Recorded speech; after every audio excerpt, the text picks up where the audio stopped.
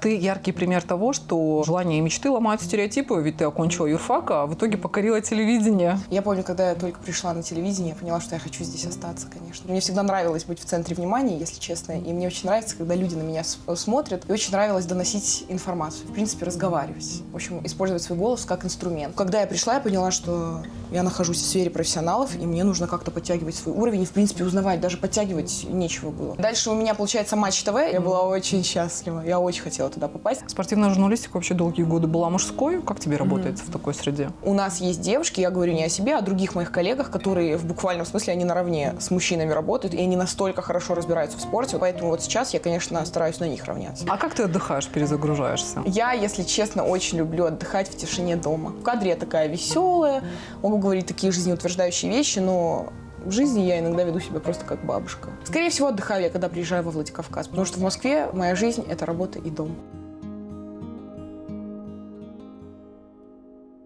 Она умеет говорить о спорте так, что слушают даже те, кто не отличает офсайд от пенальти. За ее улыбкой и безупречным образом стоит волевой характер и чуткое сердце.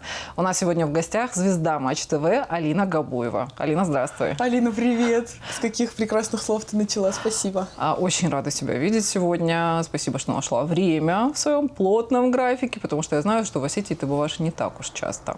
Спасибо тебе, что ты меня пригласила. На самом деле стараюсь, да, чаще приезжать, там, раз в 2 месяца в среднем. Ну, удачно совпало, да. Ты яркий пример того, что желания и мечты ломают стереотипы, ведь ты окончила юрфак, а в итоге покорила телевидение. Как так случилось? Да, скажу больше, я еще и на очном никогда не училась на заочном. В общем, история была такая, что однажды я приехала просто в отпуск, работала я в Санкт-Петербурге, не по профессии, вот, не в юридической сфере, и мой друг сказал, что на Элистон ТВ проводят кастинг. Вот я, конечно, сказала, что я никуда не пойду, потому что у меня нет опыта, я не люблю, когда я ничего не знаю, и прихожу. Думаю, все, что мне скажут, Алина, разворачивайся и уходи. Ну вот кастинг состоял из того, что надо было на камеру прочитать текст. Ну все. В общем, когда я прочитала текст, мне сказали: Алина, оставайся на стажировку, и уже через месяц я, в общем, вела новости в прямом эфире. Ты помнишь тот самый момент, когда ты поняла, что это твое? Все, останусь, буду здесь. На самом деле я просто всегда была творческим человеком, я всегда очень любила петь, и при этом с 1 класса мечтала стать юристом. Поэтому вот эти две сферы, они как-то удачно, да? Внутри меня противоборствовали, да. Но все-таки я мечтала стать юристом. Но мой друг, он тоже верил в меня больше как в творческого человека. Я сказала: Алин, ты просто попробуй. И я помню, когда я только пришла на телевидение, я поняла, что я хочу здесь остаться, конечно. Просто мне очень понравилось. А что больше всего? Впервые оказалась. Ну, во-первых, наверное, эта сфера телевидения, она привлекает с детства многих, особенно творческих людей. Я всегда мечтала стать артисткой. В общем, мне всегда нравилось быть в центре внимания, если честно. И мне очень нравится, когда люди на меня смотрят. И очень нравилось доносить информацию, в принципе, разговаривать. В общем, использовать свой голос как инструмент. Поэтому, наверное, это меня привлекло. Но я ведь ничего не знала о работе на телевидении. Поэтому влюблялась я уже по мере того, как работала. Скорее всего, в первый день я вряд ли что-то успела понять. Просто поняла, что это та возможность, за которую мне очень хотелось ухватиться, потому что на тот момент я работала администратором в ресторане. И я решила, что из 2 сфер, из 2 работ это будет гораздо интереснее. Ну, это все происходило на моих глазах. Я видела твое трудолюбие и упорство. Ты и корреспондентом была, и ведущей была. Да. Ну, эта нагрузка не была на тот момент чрезмерно. Смотри, знаешь, мне кажется, мы сейчас живем в такое время, немного с другой стороны зайду, когда человек, допустим, пройдя буквально 3-месячные курсы на журналиста, уже в шапке профиля пишет «журналист». Или, записав одну песню, не умея абсолютно петь, пишет «певица» там профессиональная. Я просто не такой человек. И если я не обладаю достаточным количеством информации, я не могу, в принципе, себя назвать профессионалом. То есть я сейчас уже работаю на телевидении 7 лет, и при этом я могу сказать, что я ведущая новостей, но журналистом я до сих пор себя почему-то назвать не могу. Хотя люди говорят: Алин, ты же журналист. Я такая думаю: да я вроде и сейчас не обладаю достаточным количеством знаний. Поэтому, когда я пришла, я поняла, что я нахожусь в сфере профессионалов, и мне нужно как-то подтягивать свой уровень, и, в принципе, узнавать. Даже подтягивать нечего было. Поэтому мне хотелось, конечно, узнать эту работу полностью изнутри.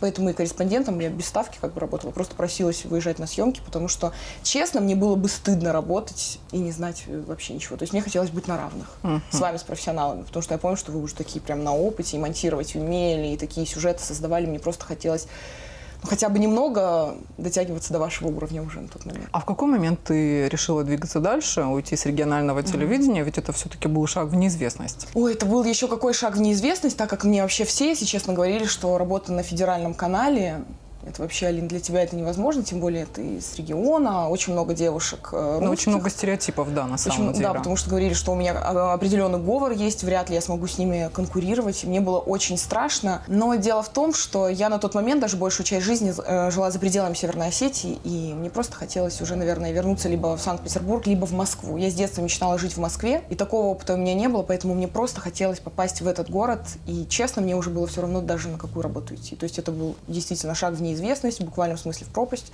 Я даже не знала, куда я пойду. То есть на тот момент я просто взяла кредит на переезд и думаю, будь что будет. И именно в тот момент мне как раз позвонили с 5 канала. Это как-то вообще произошло магическим образом, если честно.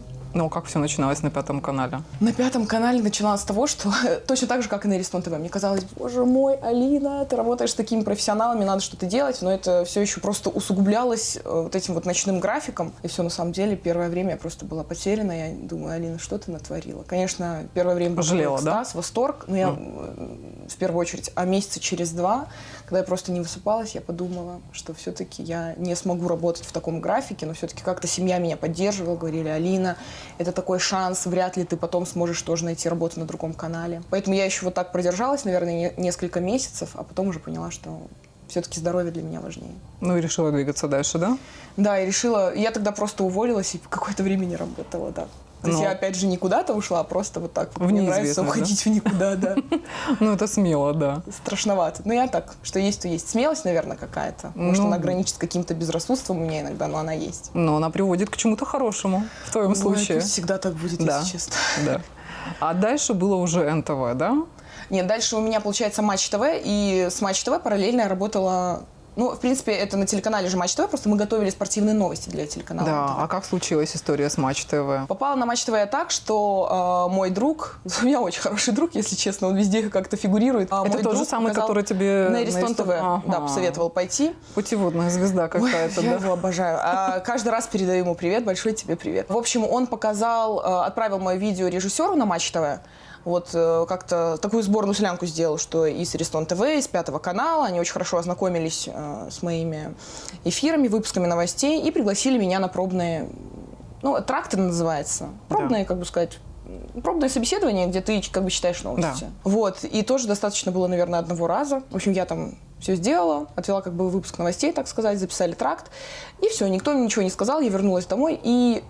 Ровно месяц мне никто ничего не писал, никто не звонил. Я думаю, уже все, другу говорю, наверное, они меня не взяли. И ровно через месяц мне набирает начальник новостного отдела и говорит, Алина, если для вас еще актуально, то выходите на работу. Я думаю, я каждый день ждала вашего звонка, но я говорю, да, это актуально. Все, в общем, так я... В общем, довольно легко это произошло, если честно. Я очень рада этому, что, видимо, как-то в нужный момент, может, им нужны были сотрудники. Я была очень счастлива, я очень хотела туда попасть. Если честно, даже когда я работала на 5 канале, я всегда, когда фоном смотрела Матч ТВ, я думаю, как же я хочу работать там. Мне так нравились девушки, которые там работают, их подача. Она визуализировала себя, да? Очень туда хотела, да. А чем отличается работа на региональном телевидении и на федеральном? Есть ли какое-то принципиальное отличие? Принципиального отличия, если честно, нет. Я всегда стараюсь даже в голове как-то продумать, но все-таки мне кажется, что ответственность чуть больше на федеральном телеканале. То есть как будто бы, если все должны относиться, конечно, серьезно к своей работе, но я вижу, как относятся там сотрудники. Видимо, немного другие темы затрагивают. Все-таки это касается, особенно на 5 канале у нас очень большой блок был из всех новостей, политический блок. И там, конечно, вообще никакого права на ошибку нет. То есть там в прямом эфире, когда ты говоришь о первых лицах государства, там как бы вообще. Но, если честно, со спортсменами все, наверное, немного проще. Все-таки там ничего страшного, большинство из них иностранцы. Мы всегда смеемся и думаем, ну, вряд ли они посмотрят новости, но тем не менее мы тоже стараемся отслеживать. Там самое главное в произношении, наверное, правильного всех фамилий, что очень сложно. Ну, вот опять же, не могу сказать. Наверное, и на Аристон ТВ все как-то серьезно относились к работе. Принципиального отличия, наверное, никакого нет. Все-таки, если честно. Ну, по крайней мере, я так ощущаю. А за годы работы, если говорить про спорт, стала ли ты его любить или все ограничивается профессиональным интересом? Ну нет, если честно, просто до того, как я начала работать на матче, я никогда не посещала футбольные матчи, хоккейные матчи. А сейчас мне даже как-то интересно, можем с друзьями сходить, уже приобщаю там к спорту и семью, можем там с Аланой, с моей сестрой там сходить на хоккей или на футбол. Ну, интересно, конечно. Ну и хочешь не хочешь, ты каждый день, когда читаешь новости, ты что-то узнаешь. Наверное, я просто поняла, насколько это большая сила спорта. Это как и у творчества, сила искусства, так и даже, наверное, в какие-то непростые времена спорт является той силой, которая все равно, это как развлечение для людей большое. Это очень интересно. При этом это оздоровление. То есть я вообще, в принципе, приобщилась к спорту. Я первый раз в жизни начала, наверное, там с тренером заниматься. То есть мне прям стало это интересно. Ну и плюс у тебя любовь к экстриму есть какая-то тоже, да? Ой, я очень люблю экстрим. Экстрим я любила и до матча, да, ну как бы обожала. Поэтому, наверное, не знаю, чувствую, что я нахожусь там, где мне нужно было. Хотя я никогда не была спортсменкой. В принципе, я не спортсменка, если честно. Ну, как-то стало интереснее. То есть я иногда могу и дома уже футбол посмотреть. Ну, в принципе, мне это и нужно по работе делать. Но, честно, интересно стало. Спортивная журналистика вообще долгие годы была мужской. Как тебе работается в такой среде? На самом деле я могу сказать, что мне многому стоит научиться, но у нас есть девушки, я говорю не о себе, а о других моих коллегах, которые в буквальном смысле, они наравне с мужчинами работают, и они настолько хорошо разбираются в спорте. У нас кто-то там в хоккее шикарно разбирается, кто-то в баскетболе, кто-то аналитику футбола очень хорошо проводит. Поэтому сейчас, и уже у нас одна из ведущих, она стала даже комментировать хоккей. Хотя до этого казалось, это действительно чем-то таким. Вау, да. Это фантастика. Поэтому вот сейчас я, конечно, стараюсь на них равняться, потому что такими знаниями я не обладаю точно. У тебя есть опыт ведения и спортивного YouTube-шоу. Насколько Да. это отличается от телеэфира? Как тебе такой опыт? Ой, это так классно, потому что все-таки, как ты сама знаешь, когда работаешь на телевидении, ты больше читаешь по суфлеру. То есть я веду новости и программу «Все на матч». То есть новости там вообще никаких отхождений от текста нет. Когда я веду программу «Все на матч» утреннюю, там что-то может сказать, где-то попеть, ну и то это все так в Капелька рамках эфира. импровизации, Чуть-чуть. И когда я начала вести YouTube-шоу, мне было настолько хорошо и комфортно, потому что там можно было шутить, там можно было петь, там можно было веселить людей. Мне почему-то очень нравится веселить людей, поэтому вот как-то улучшать настроение именно.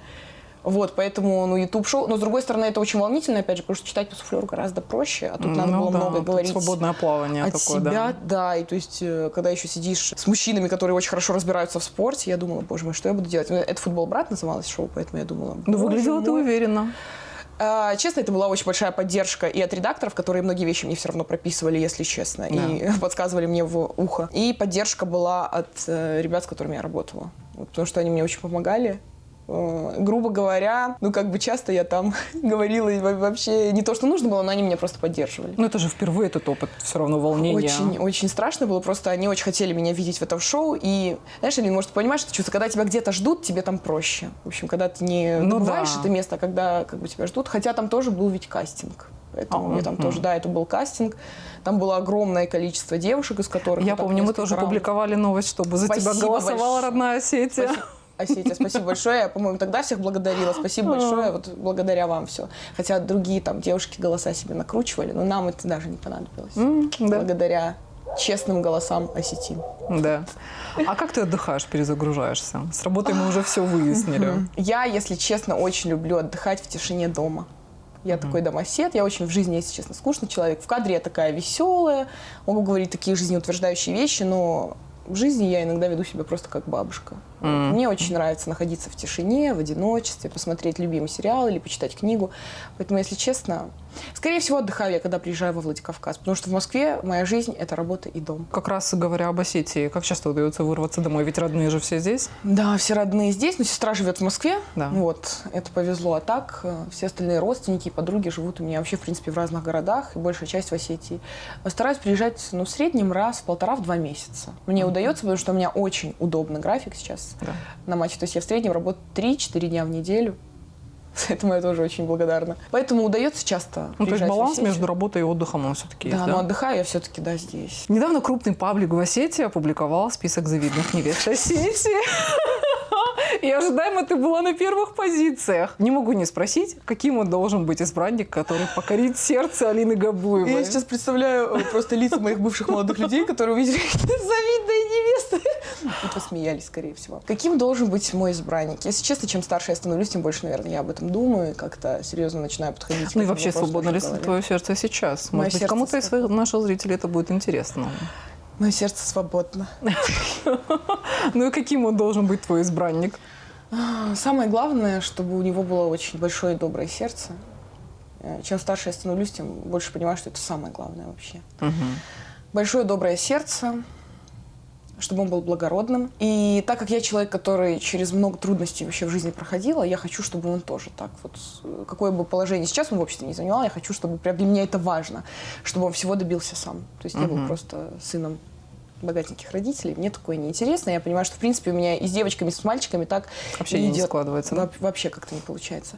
Ну, конечно, чтобы он был интеллектуально развит. Для меня это очень важно. Ну, не знаю, мне кажется, все самое главное. Ну, и чтобы, конечно, любил работать. Ну, просто, чтобы он был благородным. Не знаю. И главное, чтобы он был мужчиной. Я не знаю, как описать. А что ты вкладываешь в это понятие? Ты понимаешь, чтобы он был мужчиной. Чтобы он вообще никогда из себя не выходил, чтобы был очень спокойным, рациональным. Потому что я такая немного взбалмошная девушка, поэтому мне очень нужен баланс, партнер, да. который был бы очень спокойным, рациональным, неэмоциональным. Важно для меня, чтобы он был верным и надежным. Наверное, это тоже на первых позициях, чтобы он был верным. Потому что я сама очень надежный человек. Я думаю, что мы будем с ним друг друга понимать. И, конечно, чтобы он очень любил детей. Я хочу, чтобы он... Для меня важно, чтобы этот мужчина не просто хотел найти себе жену, а сам захотел стать моим мужем. Это очень важно. И опять же, чтобы он не просто хотел детей, а именно хотел стать отцом. Ну, такого серьезного хочу, серьезный мужчина. Чтобы просто... У меня очень сильный характер, поэтому мне нужен мужчина, рядом с которым я бы хотя бы немножко могла чувствовать себя такой принцессой. Нам же всем это нужно. Конечно. Чтобы мы могли расслабляться. И поэтому, когда я вижу таких сильных женщин, которые, знаешь, такие измученные, замученные, вот они как-то вечно на нервах, я понимаю, что рядом с ними не тот партнер. Потому что с нужным мужчиной даже самая сильная женщина научится расслабляться. Поэтому вот. Ну, внешность мне его не важна, честно. Пусть я вот несимпатичных люблю вообще мужчин. Чтобы он так вот просто мужчина. А если встанет выбор между работой и семьей, между карьерой и семьей? Ну, знаешь, мне кажется, мы живем сейчас в такое очень хорошее время, когда что можно совмещать. Ну, честно, да. Ну, правда, я не вижу себя, чтобы я там бросила когда-то работу, но при этом... Ну, посвятила себя всецело семье. Вот такой вариант ты для себя рассматриваешь? Ну, Нет. к сожалению, нет. Точно так же, как и я не буду посвящать себя полностью работе. Опять же, чем старше я становлюсь, тем понимаю, что самое ценное время – это время, проведенное с близкими людьми. И если когда-то в моей жизни появится мужчина, который станет для меня близким человеком, то я захочу очень много времени с ним проводить. И дальше, я надеюсь, с нашими детьми и вообще с нашими семьями. Поэтому я думаю, что в процентном соотношении 40% работа, 60% семья. А задают ли тебе вопросы: Алина, кто тебе помогает? Ну вот как ты попала все-таки на федеральное ТВ? Бывают такие случаи? Ой, бывают такие случаи, но больше всего мне очень нравится один слух, который пустили, причем наши земляки, что самое обидное. В общем, на 5 канал я действительно попала так, что мне позвонили. Позвонили, сами пригласили. И, в общем, один мой друг из Санкт-Петербурга, он говорит: Алина, у нас была встреча в землячестве нашем. Да. И один парень говорит: знаете, вот Алину Габуеву, сейчас я вам расскажу, как она попала на 5 канал. Он говорит: я сделал вид, что я тебя не знаю. Мы были знакомы в тот момент 4 года, и он меня встречал, когда я несколько раз ездила там на собеседование как раз на 5 канал. И он говорит: ну расскажи. И он говорит: есть один там дед-олигарх. Ну, почему дед? Думаю, не могли придумать красивого мужчину. Есть один дед-олигарх, иностранец. Ну и вот у них с Алиной там отношения. Он ее устроил на 5 канал. И этот молодой человек, мой друг, он говорит: знаешь, я знаю, как она попала. Поэтому к слухам я уже, если честно, раньше для меня спокойно, это было очень болезненно. Я прям... Но слухи обо мне просто распускали, начиная еще с университета, когда я училась здесь. Причем на заочном, но все равно люди успевали как-то. Поэтому, честно, мне все равно. Вот когда есть какой-то слух, который вообще совпадает с действительностью, даже если там не очень что-то хорошее, я думаю, все нормально, потому что это правда. А когда я слышу что-то такое из мира фантастики, я думаю, ну, если людям скучно, то, пожалуйста, в принципе. Правда, мне все равно. Но опять же, это я говорю сейчас. Какая мудрость. Слухов, нет, да. ну, слухов, конечно, много. В принципе, когда девушка такая молоденькая, симпатичная, и там начинается это неизбежно. Прорва мужчин, которые все тебя обеспечивают, все содержат, это очевидно. Я знаю, что, возможно, я создаю впечатление, но для меня важно мнение людей, которые меня окружают, которые меня знают. А так, ну, пусть думают, что хотят, не знаю. Многие любят, я тоже люблю смотреть сериалы, чтобы там что-то представлять. Если люди любят, глядя на меня, что-то представить, ну, ничего страшного. Ну, особенно, ты знаешь, как у нас в Осетии любят, ну, пообсуждать. Ну, я всех люблю. Это неотъемлемая часть жизни, да. Пожалуйста, да, ничего страшного. Я же тоже иногда с подружками раз-раз, мне нравится тоже про кого-то. Оп-оп-оп. Ну, это как терапия иногда, да, что делаешь, святых нет. Поэтому, если я кого-то развлекаю, опять же, ничего, пусть так будет. Пока все равно с человеком близко не познакомишься, не узнаешь. Давай заглянем в будущее. Где ты себя видишь через 10 лет? Какой хороший вопрос. Ты знаешь, Или, мне кажется, все-таки 11 лет, проведенных в школе, вот когда я мечтала стать юристом, мне кажется, все-таки не просто так об этом мечтала, поэтому я сейчас пытаюсь даже в своей голове как-то представить, как бы я это совместила. Не знаю, возможно, я стану пресс-секретарем где-то, ну не знаю. То есть ты продолжаешь в эту сторону смотреть, да?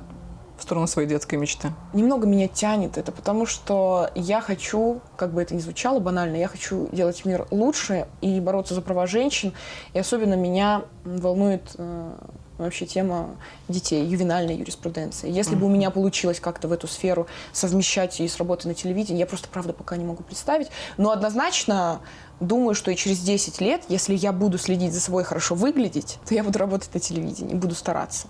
Мне бы хотелось. А так вот я не знаю, как в сферу юриспруденции или даже политики, хотя это слишком громко, опять же, слишком неизведанно, но мне кажется просто, что я настолько честный и справедливый человек и сострадательный, что у меня бы получилось просто помогать людям. То есть если у меня это как-то получится внедрить в свою жизнь, мне бы хотелось. Если нет, если сухо, тогда это будет работа на телевидении. И, может быть, я бы начала еще и карьеру певицы. А сейчас с этим как у тебя? Здорово, потому что я год назад выпустила песню. Ну, Алин, вот ты работала вместе со мной, мне кажется, ты не скажешь, что я стеснительный человек, но на самом деле я в некоторых сферах я стеснительный человек, и я почему-то стесняюсь даже эту песню продвигать, хотя сейчас один молодой человек, он написал огромное количество песен, и он мне тоже предлагает их записать, но я почему-то очень стесняюсь, когда что-то новое, мне как-то это не знаю, хотя я действительно пою очень хорошо, и я вижу себя артисткой, поэтому пока что я даже не могу об этом говорить, мне страшно, потому что я стесняюсь продвигать песни. Мне кажется, знаешь, Алин, в какое время мы сейчас живем, что люди, простите, что я так говорю, но люди с довольно низким интеллектом, если они наглые, вот им очень хорошо им везет, потому что вот они считают, что они во всем очень талантливые. Ну, потому что там отсутствует критическое мышление, они не совсем оценивают. Да. И вот они бьют себя в грудь. Я актриса, я не такой человек, я не могу, я хочу сделать все идеально, поэтому сейчас я предполагаю, что мне нужно снова заниматься вокалом, чтобы опять претендовать на какое-то там звание и то. В общем, не знаю, но певицей, наверное, мне бы тоже понравилось быть. Но пока что это так все очень. Если бы мне предложили сняться в кино, я бы и в кино сейчас снялась бы, я попробовала, потому что там бы у меня тоже получилось. Ну и поучаствовала бы, не знаю, в каких-нибудь там шоу вообще, в реалити тоже бы, наверное. Но не в «Доме 2».